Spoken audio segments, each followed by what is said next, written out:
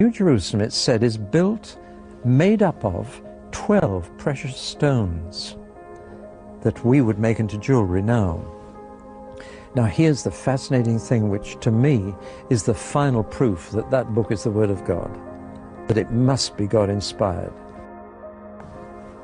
In the last generation only, we've discovered how to make purer light than we had before. Most light is bouncing around, waves crashing into each other, going in all directions, so that the light coming from that spotlight still lights this side of my face by reflecting off that tinsel up there.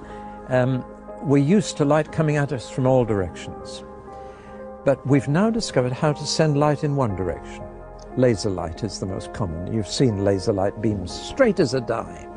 But we've also got what we call cross-polarized light.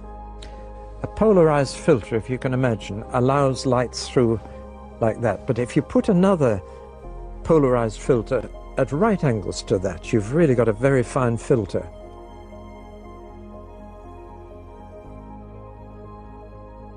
If you take sunglasses and take one lens and put it at right angles to the other, it goes even darker. It only lets very straight light through.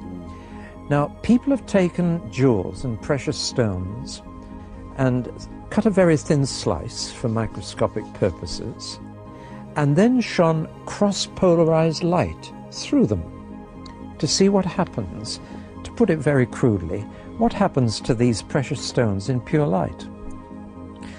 And one of two entirely different things happens with every jewel.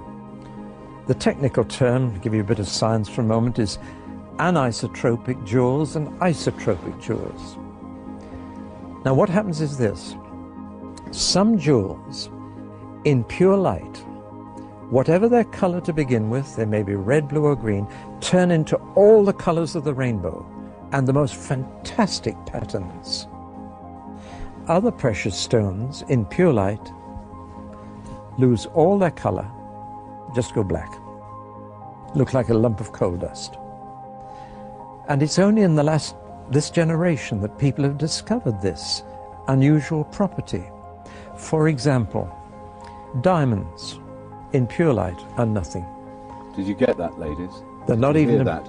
Diamonds, nothing. Nothing. They won't be there. No, so make the most of them here.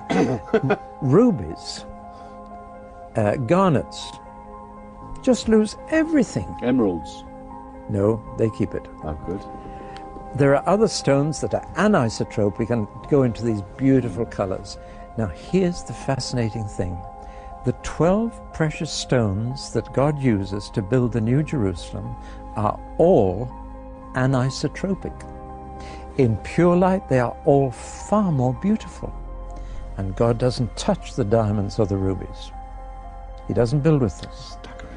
Now, let's just put on the screen a picture of these stones. Yeah. Look at the top 12 stones on this picture, and you'll see the stones of the New Jerusalem. Look at the 4 bottom ones at the bottom of the picture, and you'll see they're black, no attraction whatever.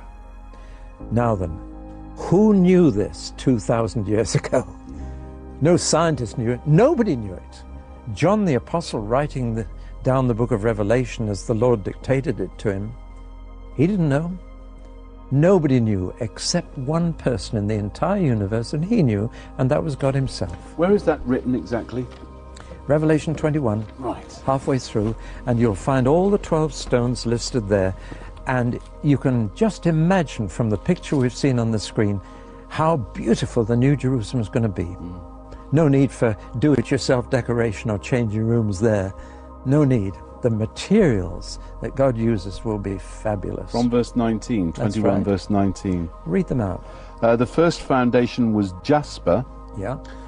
The second sapphire.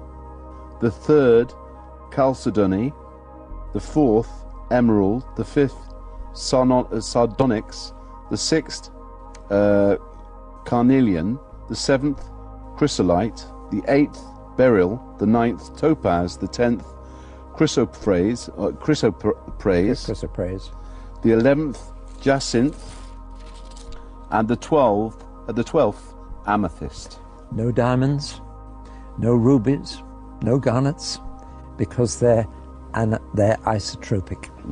Now, isn't that amazing? To me, that one thing alone would prove that the Bible was inspired by God, because nobody could have known this. They didn't know it until our generation.